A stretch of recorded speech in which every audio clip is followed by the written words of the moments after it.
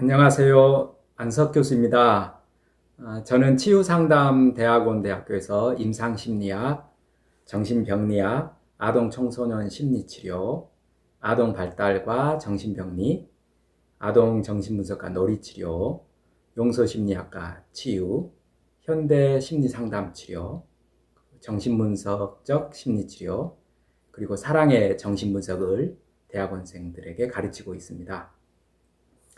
제가 주로 가르치는 내용은 아동 청소년기의 경험이 성격 형성에 어떤 영향을 미치는지, 그리고 형성된 성격이 성인기의 삶에 구체적으로 어떻게 나타나는지에 대해 관심을 갖고 있습니다. 그리고 이러한 자료들을 토대로 아동 청소년 심리치료를 어떻게 할 것인지, 그리고 성인기에 나타날 수 있는 대인관계와 직장 스트레스, 우울, 불면증, 불안, 강박, 성문제, 또 약물남용, 자살 충동, 인생의 고독과 무의미, 이혼의 상처와 재혼의 고민, 그리고 신앙의 문제 등을 어떻게 다루고 상담할 것인가에 대해 고민하며 가르치고 있습니다.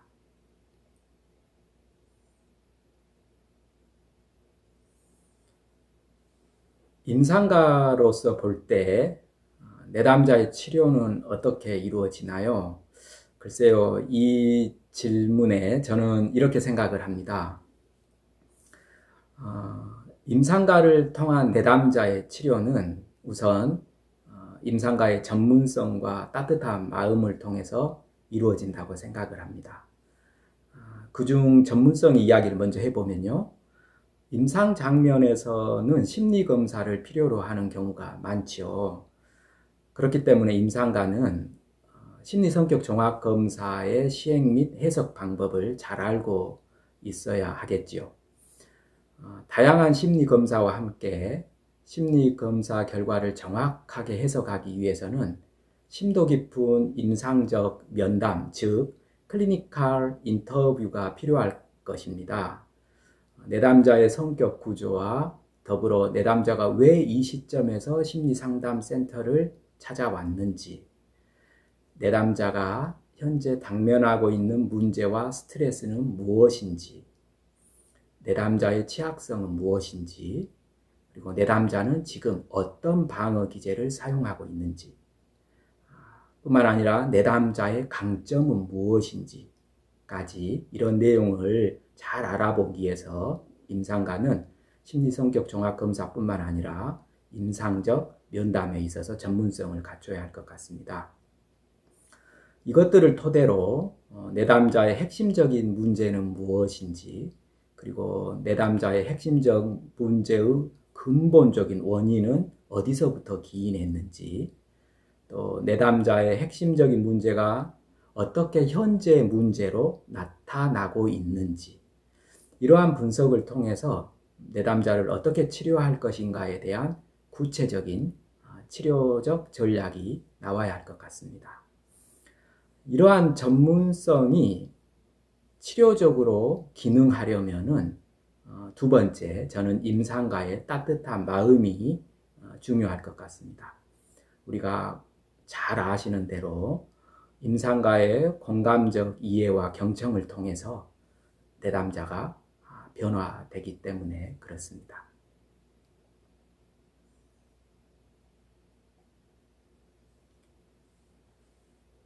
정신병리학은 심리치료 혹은 심리상담에서 내담자의 병리를 이해하는 데 매우 중요한 내용인데요. 정신 이상의 원인, 증상, 과정을 체계적으로 연구하는 이상심리 및 정신의학의 한 영역이지요. 정신병리적인 증상의 기술과 분류를 엄밀한 과학적 방법론에 의해 다루는 학문 분야입니다. 이러한 정신병리학은 정신분석학파, 그리고 스위스 학자들을 중심으로 하는 실존 분석학파, 그리고 독일의 전통적 서술학파, 그리고 북미의 신프로이드 학파를 중심으로 발전하여 왔습니다. 제가 주로 다루는 정신병리학에서는 이제 지적장애, 의사소통장애, 자폐 스펙트럼 장애, 주의력 결핍, 과잉행동장애, 특정 학습장애, 운동장애와 같은 신경발달 장애를 먼저 살펴보고요. 그 후에 조현병 스펙트럼 및 기타 정신병적 장애를 다룹니다. 또한 우울장애, 양극성 관련 장애, 자살과 같은 기분과 관련된 장애를 다루게 되고요.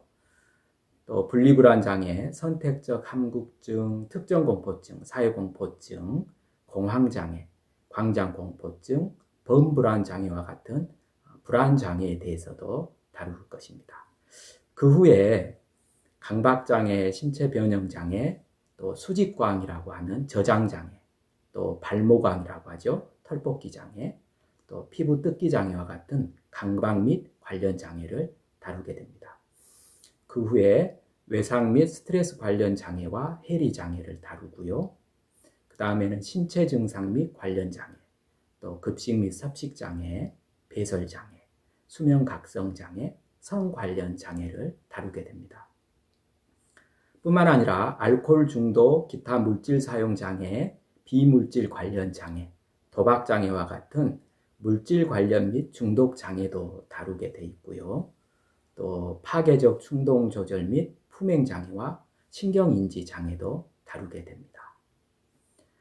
불안을 특징으로 하는 회피성 성격장애, 강박성 성격장애, 그리고 의존성 성격장애와 또 고립을 특징으로 하는 조현성 성격장애, 조현형 성격장애, 편집성 성격장애, 또 극적이고 자아의 불안정성을 특징으로 하는 반사회성 성격장애, 또 자기애성 성격장애, 경계선 성격장애, 히스테리성 성격장애, 이와 같이 성격장애도 다루게 됩니다. 마지막으로 이와 같은 장애들을 정신분석적 관점에서 평가하게 될 것입니다.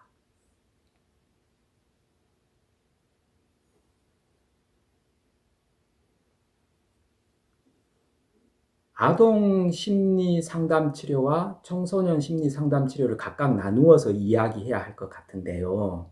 우선 아동 심리 상담 치료는 매우 중요한 부분이라고 생각합니다. 그 이유는 아동기는 심리적 안정과 사회성 향상을 위해 인지, 정서, 행동적인 차원에서 발달이 이루어져야 하기 때문에 그렇습니다. 아동기 때 주로 나타나는 문제는 다음과 같은 형태로 나타날 수 있겠는데요. 예민한 아동, 주의 집중하지 못하고 산만한 아동, 또 부모에게 떨어지지 않으려는 아동, 의기소침하고 우울한 아동, 잠을 깊이 들지 못하는 아동, 또 등교를 거부하는 아동, ADHD 등 다양한 모습으로 나타날 수 있겠습니다. 그런데 아동들은 아직은 언어로 자신의 문제를 구체화해서 표현할 수 있는 능력이 발달되어 있지 않기 때문에 주로 놀이치료를 통해서 심리치료가 이루어지고 있는데요.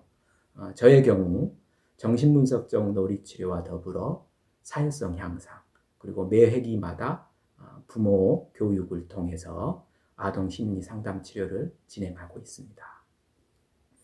청소년 심리 상담 치료 역시 매우 중요한 부분이라고 생각합니다. 그 이유는 청소년 시기는 우리가 다 알고 계신 대로 내면의 혼돈 속에서 자신을 발견하는 매우 중요한 시기이기 때문에 그렇습니다. 청소년기 때 주로 나타나는 문제는 낮은 자존감, 또 또래관계 어려움, 외로움, 우울증, 자해와 같은 방식으로 관심 끌기 행동, 왕따, 또 게임 중독, 감정 통제의 어려움, 과격한 행동, 적성과 진로 문제로 인한 과도한 고민들, 그리고 잘못된 이성교제, 또 학교폭력, 미래에 대한 막연한 불안감, 또 거짓말 일삼기, 속이기, 적대적 반항성 장애, 또 등교 거부, 가출, 비행, 범죄, 이렇게 다양한 모습으로 내현화 또 외현화 형식으로 청소년의 문제가 나타날 수 있습니다. 심리치료가 전문적 개입이 된 이래로 개입의 한 분야로 시작된 지 거의 약 130년 정도 된 것 같아요. 현대 심리치료는 프로이드와 정신분석가들의 업적에 의해서 비롯되었다고 볼 수 있는데요. 프로이트 이래 오늘날 세계 곳곳의 여러 나라에서 수많은 아동 청소년들이 심리치료를 받고 있습니다. 또 아동 청소년의 정신건강 서비스에 대한 관심이 매우 높아지고 있습니다. 문제는 아동 청소년들은 성인보다 훨씬 외부 환경의 영향을 더 많이 받게 됩니다. 따라서 아동 청소년 심리치료 임상가가 다루게 되는 정신병리는 아동 청소년의 내면의 문제뿐만 아니라 아동 청소년을 둘러싸고 있는 혼란스럽고 불안정한 환경에도 주목해야 할 것 같습니다. 그래서 이런 점 때문에 아동 청소년의 내면만을 대상으로 하는 개입은 그 영향력에서 한계가 있을 것 같습니다. 따라서 아동 청소년 심리치료는 아동 청소년뿐만 아니라 임상가, 또 양육자, 교사, 그리고 그 아동 청소년을 둘러싸고 있는 다양한 환경의 변화가 동시에 필요하다고 생각합니다.